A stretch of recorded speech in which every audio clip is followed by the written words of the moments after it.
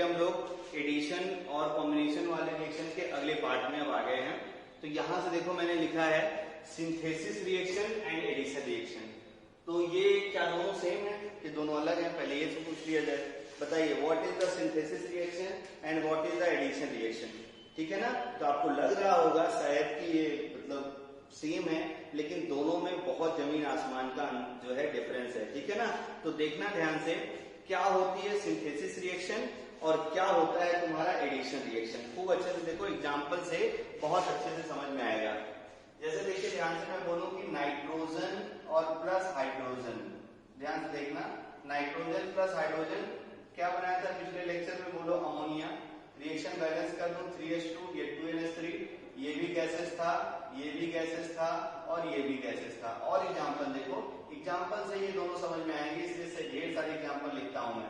दूसरा एग्जांपल देखो, मैं बोलूं तुम्हारे पास मैग्नीशियम है और प्लस ऑक्सीजन है। ठीक है ना? प्रोडक्ट बोलो क्या हो जाएगा? Magnesium oxide MgO। Reaction balance करने के लिए मुझे 2 करना पड़ेगा, इधर भी 2 करना पड़ेगा। मैग्नीशियम मेटल है सॉलिड, ये गैसेस, और मैग्नीशियम ऑक्साइड इस गैस जो है आपका सॉलिड के फॉर्म में ही है। कलर वगैरह भी बताऊंगा, टेंशन मत लीजिएगा। चलिए तीसरा रिएक्शन देखो ध्यान से। अगर मैं तुमसे बोलूं कि तुम्हारे पास कुछ और ले लिया जाए तो कंबाइन करके ही बनता हो। मेरे पास मान लो हाइड्रोजन है और मान लो ऑक्सीजन है ना? मान लो ऐसा वाटर बन जाए H2O। रिएक्शन बैलेंस करने के लिए मुझे यहाँ पे 2 करना पड़ता है, यहाँ पे 2 करना पड़ता है। ये मैंने रिएक्शन लिखी, ठीक है ना? तो अब देखो जैसे मान लो ये आपका जो है हाइड्रोजन गैस है, ऑक्सीजन गैस है। अब वाटर रूम टेम्परेचर पे लिक्विड ही होता है, तो यहाँ पे लिक्विड लिख दूं मैं। ठीक है ना? बात समझ में आई? तो अब देखो ध्यान से, एक रिएक्शन मैंने ऐसे लिख दी, ठीक है ना? और एग्जांपल देखो, एग्जांपल नंबर 4 इधर से लिखता हूं मैं, जैसे NH3, ठीक है ना, और प्लस HCl। ध्यान से देखना। और ये देखो ध्यान से क्या हो गया? NH4Cl, ऐसा कंपाउंड लिख दूं मैं। दूसरा देखो, पांचवा एग्जांपल मैं यहां से लिखता हूं, फिफ्थ रिएक्शन, ठीक है ना? NH4Cl हो गया। इधर और एग्जांपल लिख दिया जाए कैल्शियम ऑक्साइड, ठीक है ना? कैल्शियम ऑक्साइड प्लस क्लोरीन, ठीक है ना? तो ये देखो क्या हो गया तुम्हारा CaOCl2, ठीक है ना? सबके नाम मैं बताऊंगा, बड़ा अच्छा कंपाउंड बनता है ये, ठीक है ना? CaOCl2, कैल्शियम ऑक्सी क्लोराइड है ना, ब्लीचिंग पाउडर इसी को बोलते हैं, ठीक है ना? और देखो ध्यान से कुछ और लिख लिया जाए, क्या और लिख दिया जाए? ये देखो कैल्शियम ऑक्साइड है और प्लस कार्बन डाइऑक्साइड, ये देखो ध्यान से क्या बन गया? CaCO3, ठीक है ना? अब सबकी फेज ओज भी लिखनी है, तो सब बाद में सब देखा जाएगा, आप टेंशन मत लीजिए, सबका फेज ओज पता चलता रहता है। ये अमोनिया है, HCl गैसेस है, अमोनियम क्लोराइड बन गया, सॉलिड है, गैसेस है, सब समझ में आएगा, टेंशन मत लीजिए। तो अब देखो ध्यान से, हमें एक्चुअली में बताना है, ठीक है ना, जो है एडिशन और सिंथेसिस रिएक्शन क्या होती है। दोनों में डिफरेंस देखो ध्यान से। दोनों में सिंथेसिस और एडिशन रिएक्शन में देखो कैसे हम लोग बताते हैं। देखो दोनों में प्रोडक्ट जो भी हो वो सिंगल होना चाहिए, ये ट्रिक देखना ध्यान से। प्रोडक्ट कैसा होना चाहिए? देखो सिंगल प्रोडक्ट होना चाहिए। अब सिंगल प्रोडक्ट के जो कॉन्स्टिट्यूएंट है, सिंगल प्रोडक्ट के जो कॉन्स्टिट्यूएंट है, जैसे देखो ये सब मिटा देता हूँ, फेज पे इसका काम नहीं है, ये बाद में फिर लिखा जाएगा, टेंशन मत लीजिए। तो अब देखो ध्यान से, अमोनिया बना है प्रोडक्ट, हमें इससे मतलब नहीं नंबर से, प्रोडक्ट क्या बना है? अमोनिया। अब अमोनिया का जो कॉन्स्टिट्यूएंट एलिमेंट है वो क्या है? नाइट्रोजन, और उसका जो अगला कॉन्स्टिट्यूएंट एलिमेंट है वो क्या है? हाइड्रोजन। तो क्या इसका रिएक्टेंट नाइट्रोजन और हाइड्रोजन है? तो आप बोलेंगे हाँ सर नाइट्रोजन और हाइड्रोजन है। बात सुन नहीं? तो ये जो रिएक्शन है, याद रख रहना, ये रिएक्शन हो गई तुम्हारी सिंथेसिस रिएक्शन। ये कौन सी रिएक्शन हो गई? Synthesis reaction. फिर से समझो, जो प्रोडक्ट बने सिंगल प्रोडक्ट है, और सिंगल प्रोडक्ट का हमें क्या देखना है? Constituent element. जो भी तुम्हारा प्रोडक्ट हो इसका हमें देखना है कॉन्स्टिट्यूएंट एलिमेंट्स कौन कौन से हैं, कॉन्स्टिट्यूएंट एलिमेंट इसके कौन कौन से हैं। तो कॉन्स्टिट्यूएंट एलिमेंट जो भी है, अगर ये कॉन्स्टिट्यूएंट एलिमेंट यहाँ मैच कर जाए, अगर ये कॉन्स्टिट्यूएंट एलिमेंट कहाँ मैच कर जाए? देखो रिएक्टेंट्स में, जो भी तुम्हारा रिएक्टेंट्स है, अगर ये एलिमेंट यहाँ मैच कर जाएंगे, तब हमेशा याद रखते रहना, तब ये जो रिएक्शन होती है, ये रिएक्शन कौन सी रिएक्शन हो जाती है? Synthesis reaction. ये बॉक्स में बना दे रहा हूं, अच्छे से इसको नोट कर लेना। तो ये जो रिएक्शन है, ये रिएक्शन कौन सी हो गई? बोलो सिंथेसिस रिएक्शन, है ना? ये है तुम्हारा सिंथेसिस रिएक्शन। समझा तुम्हारे दिमाग में? फिर से देखो, प्रोडक्ट देखो MgO है, नंबर से मतलब नहीं है। कॉन्स्टिट्यूएंट मैग्नीशियम और ऑक्सीजन होना चाहिए। तो क्या मैग्नीशियम ऑक्सीजन है? तो आप बोलेंगे हाँ सर है। तो कोई प्रॉब्लम नहीं है। यानी ये वाला भी एग्जांपल किसका है बोलो, सिंथेसिस रिएक्शन का है। किसी को कोई दिक्कत? ठीक है ना, समझ में आ जाना चाहिए, एक बार में अच्छे से सीखते रहिए। चलिए और देखो ध्यान से, अब यहाँ पे आ जाओ, देखो water is a product constituent hydrogen और ऑक्सीजन क्या मैच कर रहा है, तो आप बोलेंगे हाँ सर बहुत अच्छा दिख रहा है, ठीक है ना। तो ये क्या हो गया, देखो सिंथेसिस रिएक्शन, कोई प्रॉब्लम नहीं हो रही होगी। अगला देखते हैं हम लोग NH3Cl जो है आपका प्रोडक्ट है, देखो NH4Cl। तो प्रोडक्ट का कॉन्स्टिट्यूएंट देखो क्या है, नाइट्रोजन, हाइड्रोजन, क्लोरीन। तो क्या तुम्हारे रिएक्टेंट नाइट्रोजन, हाइड्रोजन और क्लोरीन है क्या? नहीं है ना। तो अगर ये मैच नहीं करेगा कॉन्स्टिट्यूएंट एलिमेंट, तो ये रिएक्शन क्या होता है तुम्हारा बोलो, ये रिएक्शन हो जाती है एडिशन रिएक्शन। तो ये जो एग्जांपल है, ये रिएक्शन किसका है बोलो, एडिशन रिएक्शन का। फिर से देखो ध्यान से, अब मैं इसकी डेफिनेशन पहले समझा दूं तुम्हें। तो यहाँ देखो, अगर सिंगल प्रोडक्ट है, सिंगल प्रोडक्ट का जो कॉन्स्टिट्यूएंट एलिमेंट है, ये रिएक्टेंट में अगर मिल गया, ठीक है ना, तो चाहे कंबाइंड स्टेट मतलब जैसे एलिमेंट मिलना चाहिए अपने प्योर फॉर्म में। जैसे नाइट्रोजन था तो नाइट्रोजन प्योर फॉर्म में N2, हाइड्रोजन अपने प्योर फॉर्म में हाइड्रोजन। यहाँ मैं लिख दे रहा हूँ रिएक्टेंट एग्जिस्ट, यहाँ पर भी लिख देता हूँ मैं एलिमेंट एग्जिस्ट प्योर फॉर्म। यहाँ ज्यादा अच्छा रहेगा आपको, ये बहुत अच्छा क्लियर हो जाएगा। किस फॉर्म में होना चाहिए, प्योर फॉर्म में, ठीक है ना, बात समझ में आ गई होगी, ठीक है ना। अदरवाइज यहाँ जोड़ दिया जाए, अगर ऐसा मैच कर गया तब तो क्या हो जाएगा तुम्हारा सिंथेसिस रिएक्शन, अदरवाइज क्या हो जाएगा देखो एडिशन रिएक्शन। तो ये डेफिनेशन आपको बहुत अच्छे से क्लियर हो गई होगी। तो अब देखो ध्यान से, इसमें आ जाओ, प्रोडक्ट क्या है, कैल्शियम, ऑक्सीजन और क्या है तुम्हारा क्लोरीन। तो कैल्शियम मेटल के फॉर्म में रहना चाहिए था, है क्या? नहीं है। ऑक्सीजन O2 के फॉर्म में रहना चाहिए था, है क्या? नहीं है। क्लोरीन CH2 के फॉर्म में रहना, चलो है, लेकिन कैल्शियम और ऑक्सीजन नहीं है। इसलिए ये भी जो रिएक्शन है बोलो, ये रिएक्शन भी किसका एग्जांपल हो गई, ये रिएक्शन भी किसका हो गया बोलो, एडिशन रिएक्शन का। किसका एग्जांपल हो गया, एडिशन रिएक्शन का। और ये रिएक्शन भी बोलो किसका हो गया, ये रिएक्शन भी हो गया एडिशन रिएक्शन का। बात क्लियर हो रही होगी आपको, ठीक है ना। तो ये है आपके एडिशन रिएक्शन, ये भी एडिशन रिएक्शन और ये भी एडिशन रिएक्शन, और इधर ये सब क्या है, सिंथेसिस रिएक्शन। तो एक टर्म मैं और बोल सकता हूं, देखना ध्यान से, all synthesis reaction are addition but all addition are not synthesis. ये टर्म याद रखे रहना, all synthesis reaction are addition, single product में बन ही रहा है, but all addition reaction are not synthesis reaction, या सिंथेसिस जो भी आपकी वर्ड बोले ध्यान में रखे रहना। तो क्या वर्ड मिल गया देखो, नोट करके बोलो, all synthesis reaction, all synthesis reaction are बोलो क्या है, addition reaction. All synthesis reaction are addition reaction, but बोलो all addition are not synthesis, but all addition reaction are not synthesis. I hope यहाँ तक बहुत अच्छे से क्लियर हो गया होगा। तो यहाँ तक के वीडियो को बहुत अच्छे से देखिए, रिवाइज करते रहिए।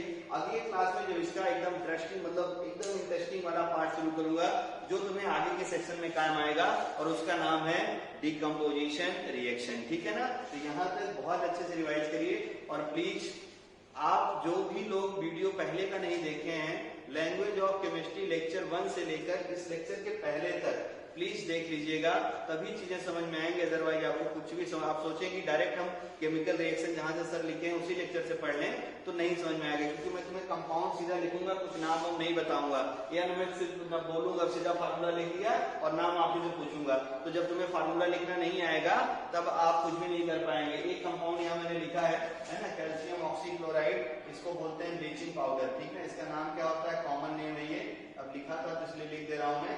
ये क्या है तुम्हारा ब्लीचिंग पाउडर, बाकी बहुत सारे कॉमन नेम अभी देखे जाएंगे, ठीक है ना।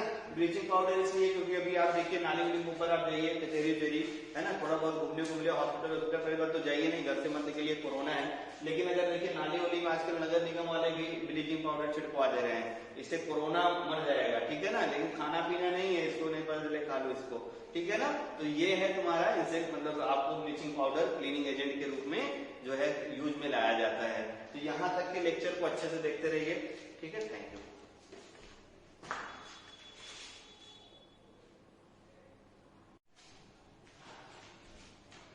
तो देखो अब हम लोग जो है इसी लेक्चर में कंटिन्यू में आज पढ़ लेते हैं डिकम्पोजिशन रिएक्शन, ठीक है ना। तो डिकम्पोजिशन रिएक्शन देखो क्या होता है, बड़ी आसानी से एकदम आसान है। मॉलिक्यूलर वेट का कंपाउंड हो, ठीक है ना। और लार्ज मॉलिक्यूलर वेट के कंपाउंड को आप क्या करिए, छोटे छोटे स्मॉल मॉलिक्यूलर वेट के कंपाउंड में ब्रेक कर दीजिए। इस प्रोसेस को हम लोग क्या बोलते हैं, डिकम्पोजिशन रिएक्शन। अच्छे से याद रखे रहना। ये देखो आपके पास एक ऐसा सब्सटेंस है, ठीक ना, जिसके पास सब्सटेंस है बोलो इसके पास क्या है, लार्ज मॉलिक्यूलर वेट। अच्छे से याद रखो, इसके पास क्या है, लार्ज मॉलिक्यूलर वेट, और ये ब्रेक हो जाता है, ठीक ना। किसमें ब्रेक हो रहा है, देखो स्मॉलर मॉलिक्यूलर वेट के कंपाउंड में, स्मॉलर मॉलिक्यूलर वेट के सब्सटेंसेस में। तो इस रिएक्शन को हम लोग क्या बोलते हैं, डिकम्पोजिशन रिएक्शन। अब देखना ये जो रिएक्शन है, ये वाला जो प्रोसेस है, ये प्रोसेस अपने सिलेबस में 3 टाइप का है, ठीक ना। एक अपने को पढ़ना है, देखना ध्यान से कैसे कैसे हमें इसको तोड़ना है, इसी से हम लोग क्लासीफाई करेंगे। तो अब देखो एक बड़ा सब्सटेंस है, उसको मुझे छोटा करना है, तो मैं क्या करूं, गरम कर दूं, बस नहीं तो गरम कर दूंगा, ठीक है ना। तो गरम करने वाले प्रोसेस को हम लोग बोलते हैं थर्मोलिटिक डिकम्पोजिशन। भाई अगर मान लो तुम्हें तोड़ना है ना, तुम्हें अगर जो है छोटे छोटे सब्सटेंस में तोड़ना है, तो एक तरीका ये है कि क्या कर दूं मैं, थर्मोलिटिक डिकम्पोजिशन, बस में। या मैं चाहूँ तो पीट के भी कर सकता हूँ, याद करो, है ना, पीटेंगे लेकिन तब भी हीटिंग मिलेगी, याद रखते रहिएगा, इसलिए पढ़ते रहिए अच्छे से। तो थर्मोलिटिक डिकम्पोजिशन। और अगला देखिए ध्यान से, अगर इलेक्ट्रिसिटी पास करूंगा तभी तो टूट फूट जाओगे ना, तो इसको हम लोग बोलते हैं इलेक्ट्रोलिटिक, है ना। या आपको जो है इलेक्ट्रिसिटी डिकम्पोजिशन, जो भी आप बोलिए, इलेक्ट्रिक डिकम्पोजिशन ज्यादा अच्छा रहेगा, इलेक्ट्रिक डिकम्पोजिशन, इलेक्ट्रिक डिकम्पोजिशन, ठीक है ना।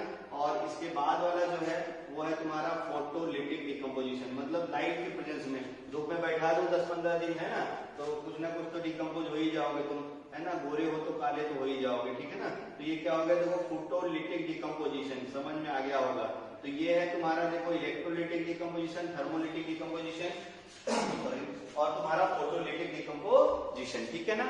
अब देखना ध्यान से, सबसे पहले हम लोग, ठीक ना, थर्मोलिटिक डिकम्पोजिशन पढ़ेंगे, यानी हीटिंग इफेक्ट। हीट के प्रेजेंस में अगर कोई सब्सटेंस ब्रेक हो जाता है, उसको हम लोग क्या बोलते हैं, थर्मोलिटिक डिकम्पोजिशन। तो अब हम लोग एक एक एग्जांपल करते हैं तो और अच्छे से समझ में आएगा। इसके ओरिजिनल पार्ट में फिर से लौट के आने होगा, मतलब जो क्लास 10 वाला है उसको मैं फिर से लिखाऊंगा, लेकिन अभी आप जो है थोड़ा इसका स्टैंडर्ड पढ़िए।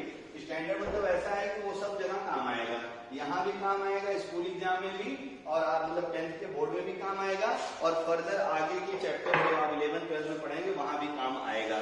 तो सबसे पहले देखिए ध्यान से, सबसे पहला हम लोग हेडिंग बना के लिखते हैं, ध्यान रखे रहना, हीटिंग इफेक्ट, ठीक ना, हीटिंग इफेक्ट याद रखे रहना, heating effect on metallic carbonate, ध्यान में बैठाइए इसको, मेटेलिक कार्बोनेट, दिमाग में एकदम भूलना नहीं चाहिए, मेटेलिक कार्बोनेट, ठीक है ना, और मेटेलिक बाइकार्बोनेट। मेटेलिक कार्बोनेट के लिए हम लोग पढ़ते हैं मेटेलिक कार्बोनेट एंड बाइकार्बोनेट्स, ठीक है ना। एक अच्छा सा रिएक्शन हम लोग यहाँ रूल बनाएंगे, और उस रूल को पहले एक एक रूल के लिए आज पढ़ेंगे, एक्सेप्शन जो भी इनके हैं अलग अलग टाइप के, उसको हम लोग बाद में देखा करेंगे, बहुत अच्छे से देखना।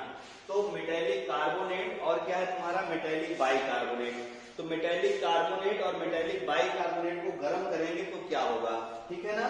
तो एक चीज और ध्यान में रख लिया जाए भाई, सबसे पहले इस रूल में हम लोग 2 क्लास बन गए अपने पास। तो पहला क्लास हम लोग पढ़ते हैं, देखना ध्यान से, किसके लिए, मेटेलिक कार्बोनेट के लिए। किसके लिए पढ़ते हैं, मेटेलिक कार्बोनेट के लिए, ठीक है ना। अब मेटेलिक कार्बोनेट का फॉर्मूला देखो तुम, तो मेटेलिक कार्बोनेट मान लो मेटल वैलेंसी X वाला है, और कार्बोनेट क्या होता है CO3, ये देखो 2, अभी तो बोल रहा हूं, अगली बार कुछ नहीं बोलूंगा। तो ये देखो क्या हो गया, M2CO3X, ठीक है ना। तो ये रेडिकल है, तो यानी मेटल के कार्बोनेट का फार्मूला अगर मैं बोलूंगा, तो मेटल के फार्मूला क्या हो गया, मेटल कार्बोनेट का M2CO3, और यहाँ पे क्या हो गया देखो X, ये मेटल का कार्बोनेट है, ठीक है ना। मेटल के कार्बोनेट को जब हम लोग गर्म करते हैं, गर्म करने का ये साइन है, तुमको पहले ही बताया था मैंने। तो जब हम लोग मेटल के कार्बोनेट को गर्म करते हैं तो मेटल का ऑक्साइड बनता है, क्या बनता है, मेटल का ऑक्साइड, यानी M2OX, ठीक है ना। और प्लस क्या होता है, CO2 गैस बाहर निकल जाती है। पहले तो ये रूल याद रखिए, मेटल के कार्बोनेट को जब हम लोग गर्म करते हैं, ठीक है ना, ये देखो मेटल के कार्बोनेट को जब हम लोग गर्म करते हैं, पहले लैंग्वेज में लिख दूं, तो मेटल के कार्बोनेट को जब गर्म करते हो तो बनता क्या है, देखो मेटेलिक ऑक्साइड, पहले ऐसे याद करेंगे, मेटेलिक ऑक्साइड, और प्लस क्या बनता है, CO2 गैस, ठीक है ना। तो मेटल के कार्बोनेट का फार्मूला ऐसे, और मान लो मेटल का ऑक्साइड लिखना है, मेटल लिखेंगे, ऑक्सीजन लिखेंगे, मेटल की वैलेंसी x, ऑक्सीजन की वैलेंसी 2, वैलेंसी इंटरचेंज कर दो तो फार्मूला क्या हो गया देखो M2OX। तो ये मेटल का ऑक्साइड और प्लस क्या हो गया CO2 गैस। ठीक है ना। चलिए देखिए अब इसमें क्या क्या एक्सेप्शन है वही अपने से पूछता है। ठीक है ना। तो ये तो अपना जनरल रूल है, अब इसके कुछ एक्सेप्शन है तो वो एक्सेप्शन हम लोग याद करते हैं और यही आपसे क्वेश्चन पूछना शुरू करता है। ठीक ना। तो इसका जो एक्सेप्शन है सबसे फर्स्ट एक्सेप्शन, ठीक है ना, जैसे देखिए आप जो है आपको याद मैंने कराया था कि ग्रुप 1 में, ठीक है ना, ग्रुप 1 में जो एलिमेंट है 9th में बैलेंसी चार्ट में कहीं भी देख लो आप, बैलेंसी चार्ट यहाँ भी पढ़ाया था आपको। ग्रुप 1 में जो एलिमेंट थे वो देखो कौन से थे मेटल, लिथियम था, सोडियम था, पोटेशियम था, रुबिडियम था, सीजियम था, फ्रांसियम फ्रांस में रहता है, रेडियो एक्टिव, इसकी रिएक्शन अपने को नहीं पढ़नी है। तो अगर हम लोग लिथियम का कार्बोनेट बनाएंगे तो लिथियम कार्बोनेट क्या हो गया देखो Li2CO3, क्योंकि लिथियम की वैलेंसी अगर देखो ध्यान से तो लिथियम की वैलेंसी क्या होती है 1 और कार्बोनेट की वैलेंसी क्या है 2, वैलेंसी इंटरचेंज कर दो तो कंपाउंड क्या मिल गया Li2CO3 यानी लिथियम कार्बोनेट। फिर अगला देखो सोडियम कार्बोनेट बनाओ तो सोडियम कार्बोनेट का फार्मूला क्या हो गया Na2CO3, पोटेशियम कार्बोनेट का फार्मूला क्या हो गया K2CO3, रुबिडियम कार्बोनेट का फार्मूला क्या हो गया Rb2CO3, सीजियम कार्बोनेट का फार्मूला क्या हो गया CH2O3। अब आपसे पूछेगा लिथियम कार्बोनेट को गर्म करो क्या होगा, सोडियम कार्बोनेट को गर्म करो क्या होगा। ठीक है ना। तो अब देखो लिथियम मेटल के कार्बोनेट को गर्म करो तो मेटल का ऑक्साइड, तो मेटल का ऑक्साइड यानी लिथियम का ऑक्साइड यानी Li2O और प्लस कार्बन डाइऑक्साइड। समझ में आ रहा है कैसे लिख रहा हूं, देखो देखो भाई लिथियम है, ऑक्सीजन है, ऑक्साइड वैलेंसी -2, हमें मैग्नीट्यूड से काम है, वैलेंसी इंटरचेंज कर दो Li2O। अब देखना ध्यान से सोडियम कार्बोनेट को गर्म करो तो सोडियम कार्बोनेट यानी सोडियम ऑक्साइड, तो सोडियम ये हो गया, ऑक्सीजन वही हो गया, यहाँ पे 1 यहाँ पे 2, वैलेंसी इंटरचेंज कर दो, ये क्या हो गया देखो Na2O प्लस क्या हो गया CO2। ये लिख के आ जाएंगे आप। ठीक ना। What happened when sodium carbonate is strongly heated, what happened when sodium carbonate is strongly heated. ठीक है ना। तो अब देखना ध्यान से भी, है ना, अच्छे से दिमाग में बैठाइए।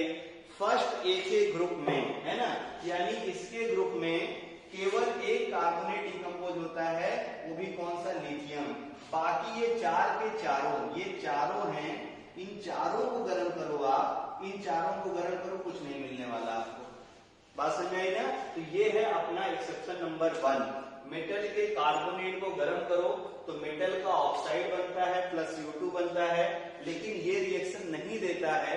कौन नहीं देता है, फर्स्ट ए के, ठीक ना, फर्स्ट या ग्रुप 1 के या फर्स्ट ए, इसी को बोला था मैं ग्रुप 1 या इसी को हम लोग क्या बोलते हैं फर्स्ट ए के।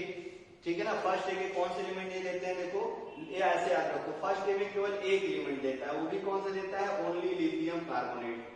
ठीक है ना। तो मेटल के कार्बोनेट को गर्म करो, मेटल का ऑक्साइड बनता है, फर्स्ट ए का एक एलिमेंट देता है, उसका नाम क्या है, लिथियम कार्बोनेट। समझ में आ गया होगा। पहला एक्सेप्शन सबको क्लियर हो गया, पक्का क्लियर हो गया। चलिए अब देखते हैं हम लोग, ये हो गया अपना फर्स्ट एक्सेप्शन। यानी अब इसके बाद जैसे तुमसे बोले मैग्नीशियम कार्बोनेट को गर्म करो क्या होगा, है ना, तो कोई दिक्कत नहीं, मैग्नीशियम ऑक्साइड, ये क्वेश्चन है तुम्हारे 10th में, उसको भी लिख दिया जाए। तो अगला देखो मैं तुमसे बोलूं कि जो है what happened when MgCO3 is strongly heated, exception में बस यही है और कोई नहीं है। ठीक ना। तो देखना ध्यान से, पहले एक्सेप्शन में यही है, तुमसे बोलेगा कि MgCO3 को गर्म करो, ये भी एग्जांपल करके लिख लीजिएगा। MgCO3 गर्म करो क्या होगा, कैल्शियम कार्बोनेट को गर्म करो क्या होगा। ठीक है ना, कुछ भी ले ले आपसे। ठीक है, बेरियम कार्बोनेट को गर्म करो क्या होगा, ये सब क्वेश्चन आपसे पूछेगा।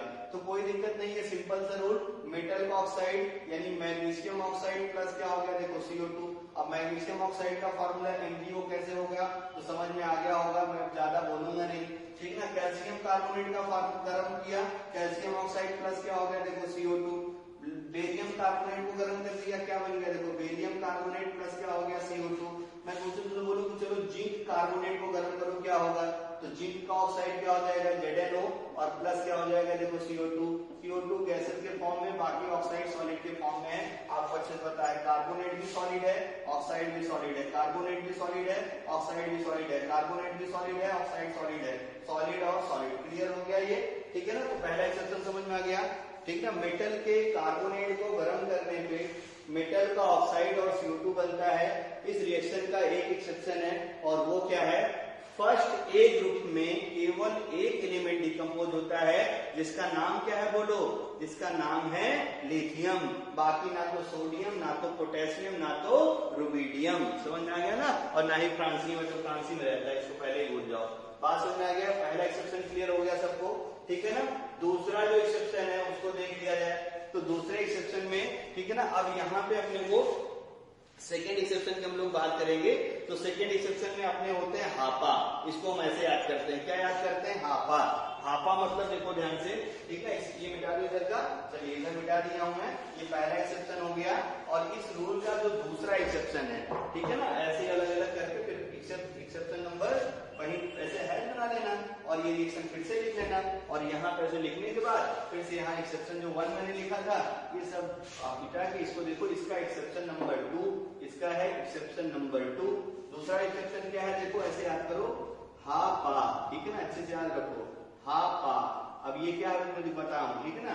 हापा के कार्बोनेट ले लो, हापा का कार्बोनेट अगर ले लो तुम लोग, हापा का कार्बोनेट, ठीक है ना। तो हापा के कार्बोनेट को जब हम लोग गर्म करते हैं तो हापा खुद ही डिस्प्लेस हो जाती है। मतलब ऐसे देखो ध्यान से, क्या मैंने बोला, जब हापा के कार्बोनेट को गर्म करते हैं तो हापा जो है यानी ये सॉलिड के फॉर्म में मेटल खुद ही डिस्प्लेस हो जाती है। CO2 प्लस क्या निकल जाता है, ऑक्सीजन गैस। दिमाग में बैठ गया होगा, ठीक है ना। तो जब भी हम लोग हापा के कार्बोनेट को गर्म करते हैं, हापा के कार्बोनेट को गर्म करते हैं तो हापा खुद सॉलिड के फॉर्म में डिस्प्लेस हो जाती है और कार्बन डाइऑक्साइड और प्लस ऑक्सीजन गैस निकल जाती है, ठीक ना। ये भी तुम्हारा गैसेस के फॉर्म में है और ये भी तुम्हारा गैसेस के फॉर्म में है। गैस को रिप्रेजेंट करने का एक तरीका और होता है, ऐसे साइड में एरो लगा दो, ऐसे साइड में एरो लगा दो, चाहे नीचे लिख दो, उससे दोनों चीजें एक ही रिप्रेजेंट करती हैं। अब हापा मतलब क्या है देखो, हापा मतलब है Hg, मरकरी, ठीक ना, ध्यान से देखते रहना। Au मतलब क्या है देखो, A मतलब क्या है, सिल्वर, ठीक ना। P मतलब क्या है देखो, प्लैटिनम, ठीक ना। और Au मतलब क्या है तुम्हारा, अगले वाले का मतलब क्या है, गोल्ड। तो मरकरी, सिल्वर, प्लैटिनम, गोल्ड, महंगी है ना, सब महंगे है देखो। मरकरी, सिल्वर, प्लैटिनम, गोल्ड, इसको हम लोग क्या बोलते हैं, हापा। क्या बोलते हैं देखो, Ha, हापा, ठीक है ना। तो हापा के कार्बोनेट को, ठीक है, गर्म करोगे तो क्या होता है, हापा खुद डिस्प्लेस हो जाता है। इसका भी एग्जांपल इधर बता दूं मैं। तो ये देखो, जैसे आपसे बोलूं मैं, HgCO3 को तुम गर्म करो, क्या बनेगा, ठीक ना। तो HgCO3 को जब तुम गर्म करोगे, Ag वाला एग्जांपल पहले करते हैं। मान लो तुमसे बोले कि भाई AgCO3 को गर्म करो, तो AgCO3 को गर्म करो तो क्या बनेगा बोलो, तो Hg2CO3 हो गया। इसको जब हम लोग Ag बल्कि सिल्वर का क्लोराइड जो है कार्बोनेट, तो सिल्वर कार्बोनेट को गर्म करो, बोलो क्या हो जाएगा, आपको क्या मैंने बोला, हापा खुद डिस्प्लेस हो जाएगा। तो 2Ag जितना है सब, और प्लस क्या होगा देखो CO2, और प्लस क्या होगा देखो O2। रिएक्शन बैलेंस कर ही लोगे, और ऐसे अगर बैलेंस करना है तो इसको हाफ O2 लिख दो, ठीक है ना। तो ऑक्सीजन देखो 3 होना चाहिए था, 2 यहाँ पे था, 1 यहाँ पे हो गया, 2 था, 2 का आधा 1 कर दो यानी 3 हो गया। अब इसको और चाहो तो और ऐसे करके लिख दो, तुम देखो क्या हो गया, 2Ag2 जो डिनोमिनेटर है सब में मल्टीप्लाई कर दो, 2Ag2CO3, और ये क्या हो गया देखो 4Ag, और प्लस क्या हो गया देखो 2CO2, और प्लस क्या हो गया देखो O2। मुझे लग रहा है सारी चीजें बैलेंस होंगी, कोई प्रॉब्लम नहीं है, ठीक है। और ये किस फॉर्म में, मेटल सॉलिड के फॉर्म में। क्लियर हुआ ये रूल। चलिए फिर से मैं बक करता हूं। मेटल के कार्बोनेट को जब तक याद ना हो जाए तब तक रूल ऐसे याद करते रहिएगा। मेटल के कार्बोनेट को गर्म करने पे मेटल का ऑक्साइड और क्या बनता है, CO2, ठीक ना। इस रूल के 2 एक्सेप्शन है। फर्स्ट ए में केवल एक मेटल ये काम करती है, उसका नाम है लिथियम, और जो हापा का कार्बोनेट है उसको गर्म करने पर हापा खुद डिस्प्लेस हो जाता है सॉलिड के फॉर्म में। और हापा मतलब क्या है, लिख जाओ फिर से, mercury, silver, platinum, gold, mercury, silver, platinum, gold. तो आई होप ये रिएक्शन भी आपको बहुत अच्छे से क्लियर हो गई होगी। यहां तक के वीडियो को अच्छे से प्लीज देखिए, और जो ये हैं अच्छे से इसका नोट्स भी बनाते रहिए, तभी ये काम में आएगा। अदरवाइज आप जो भी सोचते हैं स्क्रीनशॉट ले लेंगे, बाद में नोट कर लेंगे, ऐसा कुछ भी नहीं कर पाएंगे। वीडियो को स्लो मोशन करके, ठीक है ना, आप उसको जो नॉर्मल मोड में प्ले होता है उसको आप घटा बढ़ा सकते हैं, उसके ऑप्शन में रहता है, तो उसको घटा के देखिए, या आपकी स्पीड अच्छी हो तो साथ साथ पहले रफ पे नोट कर लीजिए और फिर बाद में क्लियर कर लीजिए। Thank you.